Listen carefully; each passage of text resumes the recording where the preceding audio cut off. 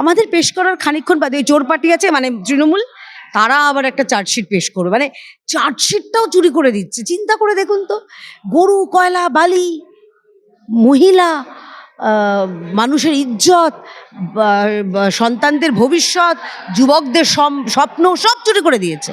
এরপর চার্জশিটটাও চুরি করে দিয়েছে। তৃণমূলের চার্জশিট পেশ করবে, কি বলবে? আমার খুব জানতে ইন্টারেস্টিং লাগছে বা ইচ্ছেও করছে। কি বলবে? যে দেখুন আমরা গরু চুরি করেছি, দেখুন আমরা কয়লা চুরি করেছি, দেখুন আমরা নারী পাচার করিয়েছি, এইসব বলবে। আমার খুব জানতে ইচ্ছা করছে টাকা কোথায়? মেলা খেলা মৎস্যবে সব উড়িয়ে দিয়েছে তো। ওরা তো শুধুমাত্র ওই টাকাগুলো আসে, ওদের রাগ কেন যে ওই চুরির টাকা, মানে ওরা কেন্দ্রের টাকা ওরা চুরি করতে পারছে না, বন্ধ করে দেওয়া হচ্ছে, হিসেব দেবে না বলে মেলা খেলা মৎস্যবে উড়িয়ে দেবে। তো দেবে কোথায়? ওই মমতা ব্যানার্জি ভোট ঘোষণার কিছুক্ষণ আগে বললেন না আমরা দিয়ে দেবো, ওটাও তো একটা নাটক, একটা মানুষকে টুপি পরানোর আরেকটা কৌশল। ওনার ওই ডবল ডবল চাকরির মতন এটাও আরেকটা, চপের সরকার ঢপের সরকার, ওরকমই ঢপ। অভয়ার মাকে নিয়ে কি নোংরা লেখা, কি কুরুচিকর আক্রমণ। অর্থাৎ তৃণমূলের যে বি টিম, যারা কিনা অভয়ের আন্দোলনটাকে ভেস্তেই দিয়েছিল। আমি আর ছোট্ট একটা কথা বলতে চাই, যখন তারা দাবি সনদ পেশ করেছিল জুনিয়র ডাক্তাররা, অভয়ের ইস্যুটাই ছিল না। পরবর্তীকালে হই হুজ্জত হওয়াতে সে অভয়ের ইস্যুটা নিয়েছে, মানে আন্দোলনটা অভয়ের মৃত্যুর পরে জুনিয়র ডাক্তারদের, কিন্তু অভয়াই গায়েব। তাদের কাছে অন্য সব ইস্যু ছিল, অভয়ের ইস্যু ছিল না। ভাবতে পারছো?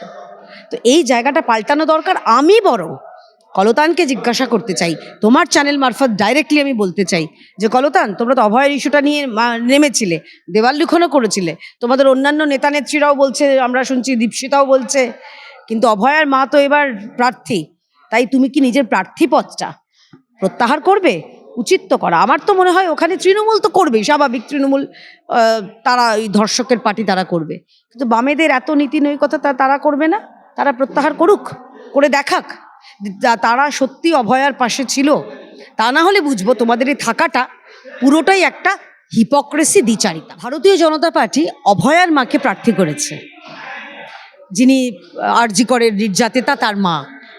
আর তৃণমূল করেছে রাজ্যসভার সাংসদ কাকে? যে অভয়ার উল্টো দিকে, অর্থাৎ যারা ধর্ষক, রাজ্য সরকার যারা প্রমাণ লোপাট করেছে তাদেরকে বাঁচাতে যিনি অ্যাপিয়ার করেছিলেন, সে মেনকা গুরুস্বামীকে রাজ্যসভায় পাঠিয়েছে। তফাৎটা এখানে একটা খুব সুন্দর কথা আছে না, তুমিও মানুষ আমিও মানুষ, তফাৎ শুধু শিরদাঁড়ায়। শিরদাঁড়াটা হচ্ছে ভারতীয় জনতা পার্টির যে ন্যায়ের পক্ষে, নারীদের পক্ষে, সুরক্ষার পক্ষে। আর চোরটা ধর্ষকদের দল। তৃণমূল যেখানে থাকবে সেখানে ধর্ষণ হবে, আর ধর্ষণ যেখানে হবে সেখানেই জেনে নেবে একটা তৃণমূল আছে। তো উভয়ের পরিপূরক। তো নারী সুরক্ষা এই রাজ্যে দাঁড়িয়ে একটা খুব বড় ইস্যু। তোমার সন্তান যদি রাত্রেবেলা বাড়িতে ঠিক সময় না ফেরে, আমি ধরে নিচ্ছি তোমার ছেলে হোক মেয়ে হোক, তুমি মা হিসেবে তুমি শান্তিতে থাকতে পারবে না। আমার বাচ্চা যখন অতক্ষণ বাড়ি না ফিরে শান্তিতে থাকতে পারবো না, কারণ ধর্ষকদের সরকার তারা বলে দিয়েছে। মমতা ব্যানার্জি নিজে বলেছেন 8টার পরে তোমরা মহিলারা বাড়ি থেকে বাইরে যেতে পারবে না। আমরা কি তালিবানি রাজত্বে বাস করছি? তো সেই জায়গায় দাঁড়িয়ে আজকে মাননীয় স্বরাষ্ট্রমন্ত্রী স্পষ্ট করে দিয়েছেন যে নারী সুরক্ষার উপর বিশেষভাবে গুরুত্ব দেওয়া হবে। আমার রাজ্য কেন হবে না? আগে আমরা যেখানে বিহারি উত্তরপ্রদেশকে জঙ্গলরাজ বলতাম, বিহারের মেয়েরা বলছে আমাদের এই দুর্গাপুর এই রেপের পরে বলছে আমরা এখন 10টা 11টা পর্যন্ত আমরা বাইরের বাড়ির হামেশা থাকতে পারি। আর সেখানে পশ্চিমবঙ্গের এই অবস্থা। যারা বাংলা অস্মিতা, বাংলা সংস্কৃতির কথা বলে, তাদের আমলে এই অবস্থা। এটা মমতা ব্যানার্জির সৌজন্যে নারীদের নিরাপত্তা একেবারে শূন্যতে এসে ঠেকেছে। মানে এদের দ্বিচারিতা হাস্যকর। একসময় অভয়ার জন্য ওরা নাকি রাস্তায় নেমেছিল অভয়ের জন্য বিচার চাইতে। যেই দেখলো অভয়ার মাকে ভারতীয় জনতা পার্টি প্রার্থী করেছে, তখন অভয়ার মাকে কি নোংরা আক্রমণ সেটা তোমরা সোশ্যাল মিডিয়ায় দেখেছো। অর্থাৎ তামান্নার মা, নিশ্চয়ই তামান্নার মাও তার মেয়েকে হারিয়েছেন, তারও বিচার প্রয়োজন, কিন্তু তামান্নার মা যেহেতু তাদের দলের হয়ে দাঁড়িয়েছেন, তাই তামান্নার মায়েরকে নিয়ে কোনো আক্রমণ নয়, তখন অভয়ের মাকে নিয়ে আক্রমণ। তামান্নার বিচার দরকার, অভয়ের বিচার লাগবে না। অভয়ার কান্নাটা কান্না নয়, নাকি বিজেপি বলে তখন তার জন্য তার কান্নাটা স্তিমিত হয়ে গেছে।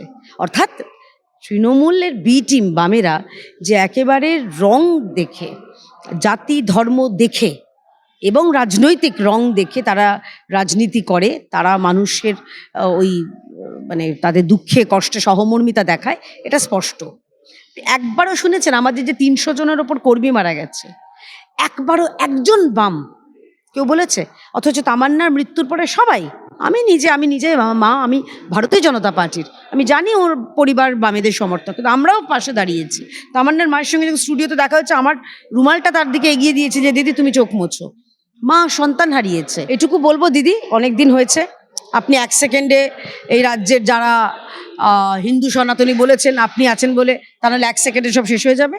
তো রাজ্যের মানুষ আপনাকে 1 সেকেন্ডে বর্তমান মুখ্যমন্ত্রী থেকে প্রাক্তন মুখ্যমন্ত্রী বানাবে, সেদিন আর বেশি দেরি নেই, অপেক্ষা করুন। ভালো থাকবেন, শুভনন্দন। ও আমি দেখুন, আমি ওই এপাং ওপাং ঝপাং কবিতার উত্তর দেব না, আমি হাম্বা হাম্বা রাম্বা রাম্বার উত্তর দেব না। আমি খালি এইটুকুই বলছি যে এগিয়ে বাংলা ঠেলা সামলা, রাজ্যের মানুষ বলছে পাল্টানো দরকার, চাই বিজেপি সরকার।